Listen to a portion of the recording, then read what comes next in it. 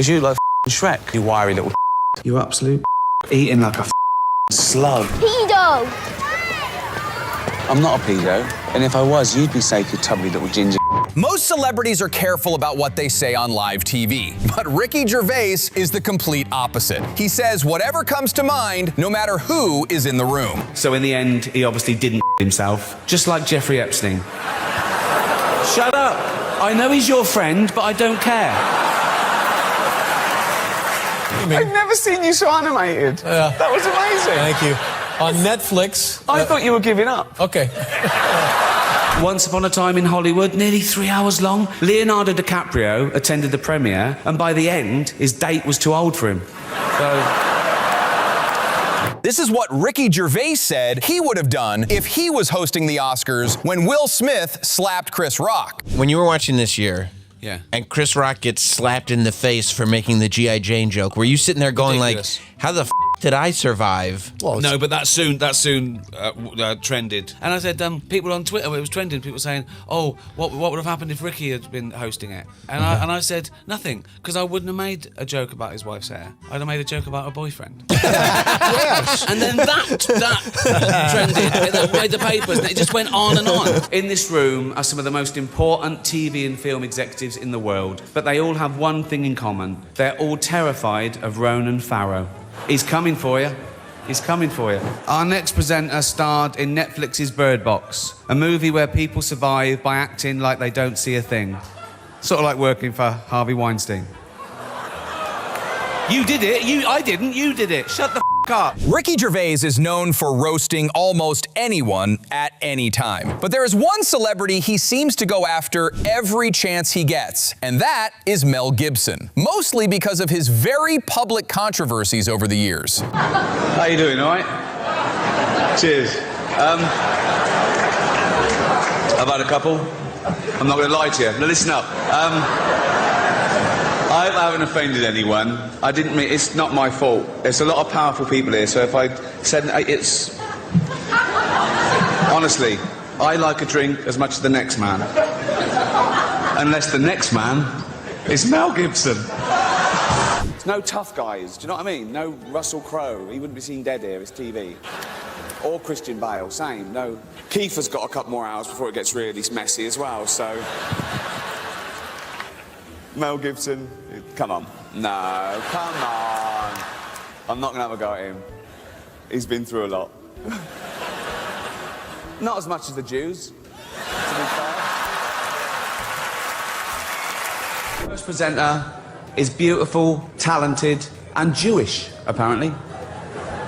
Mel Gibson told me that. He's obsessed. Everyone knows the American version of The Office with Steve Carell became the more popular one, but the UK version actually came first, a detail this host clearly missed before bringing it up to Ricky. Of course, you play, in the UK version of The Office, play the boss. What is the weirdest excuse that you've ever heard? You say the UK version. Yes. I call it the original. Who says famine? That's to be depressing. That's not...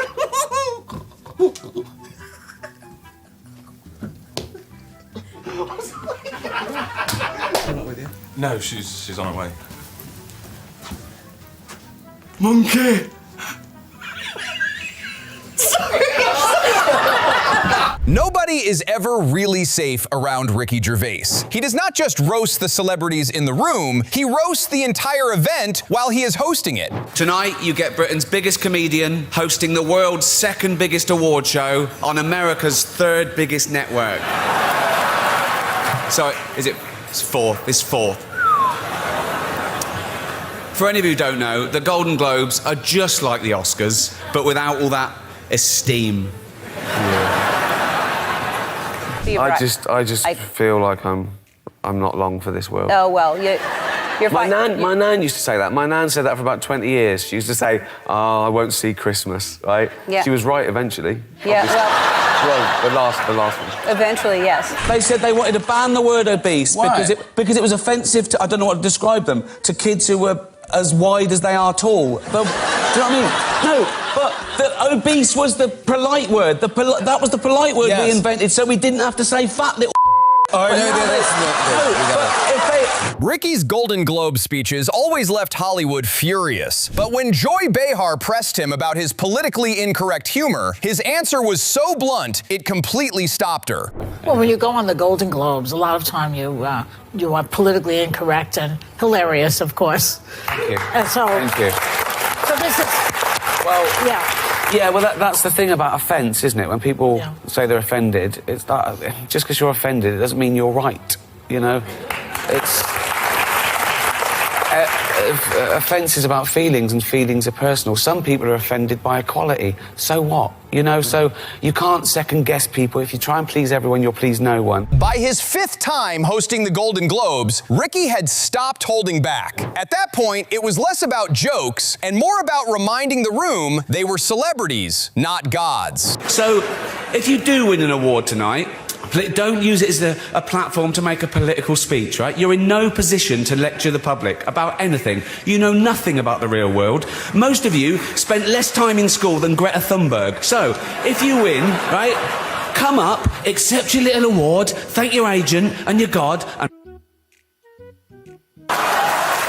the world got to see James Corden as a fat He was also in the movie Cats, but no one saw that. And the reviews, oh, shocking. I saw one that said, this is the worst thing to happen to cats since dogs, right? But Dame Judi Dench defended the film, saying it was the role she was born to play, because she... I can't do this next joke. Because she loves nothing better than plonking herself down on the carpet, lifting her leg and licking her...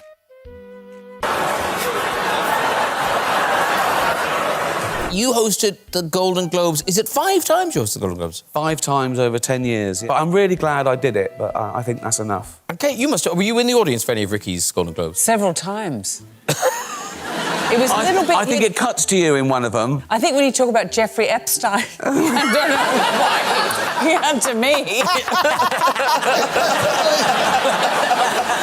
Then there was the Joy Behar interview, where she went as far as accusing Ricky of being sexist, even though moments earlier she had been touching him in a way that made the whole thing even more awkward. You know, we haven't seen you really around since the Golden Globes, where you were... low profile. Yeah, well, they attacked you, but they said that you were mean and rude, and you were surprised at that.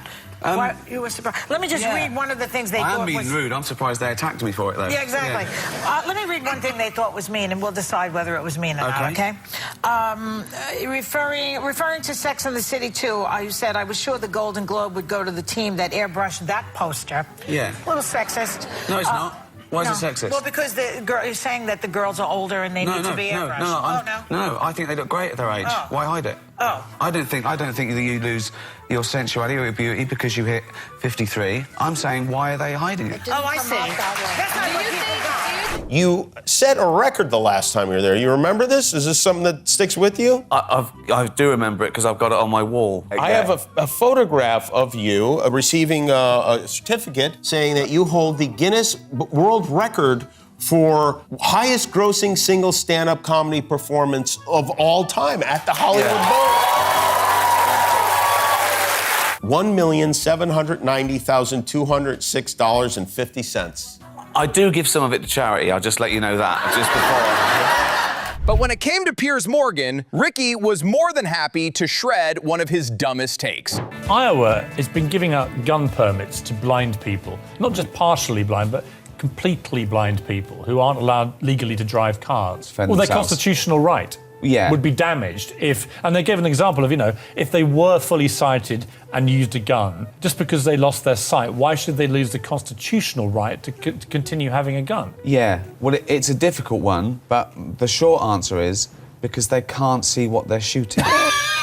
That's what I'd say. This next clip is even funnier because Gordon Ramsay is usually the one making everyone else nervous. But this time, Ricky somehow managed to make him flustered. The mince for the shepherd's pie was from the lambs that I had in my back garden. So, hold on. So, they were basically your pets? They weren't pets. You can't fall into that habit of allowing them to become pets, although they are very friendly to begin with, but then you've got to sort of distance yourself from them. Yeah, but you say that, well, where's it going to end? You and Jeremy Clarkson in a helicopter shooting your cousins. What? I kept distance from them. I didn't really know them growing up. And they're so tasty. You're so macho, aren't you? I know, it's a You're so tough. I'm glad you got your shirt on. You always have to show a bit of that, don't you? No. It's for the menopausal women. They go, oh, look, he's taking his shirt. He walked to the restaurant the other week carrying a stag. Who do you think you are? 4. Hold on. All right, there's Ricky over there.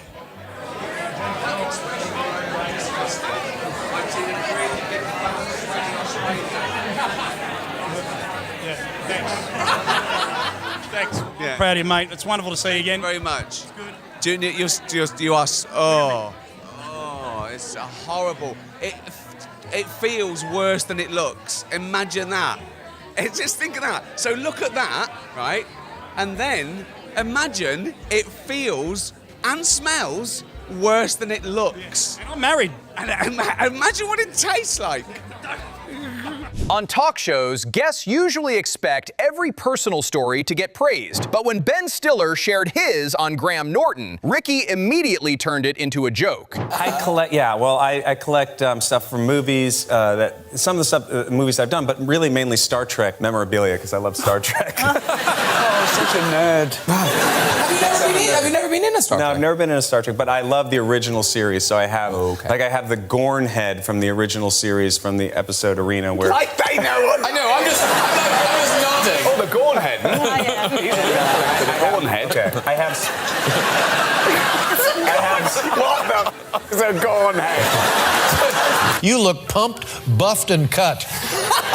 You are ready to go. Thank you. When did this happen, for God's sakes? It's been a gradual process. Yeah. Well, what is your goal? Over 50 years. Started off really small. Yeah. And what's the matter with your voice? I've got a sore throat. So that's it. How long have you had the sore throat? Just a couple of days. See, now I had a sore throat around the holidays. It's all about you, isn't it? It's all about you. Yeah.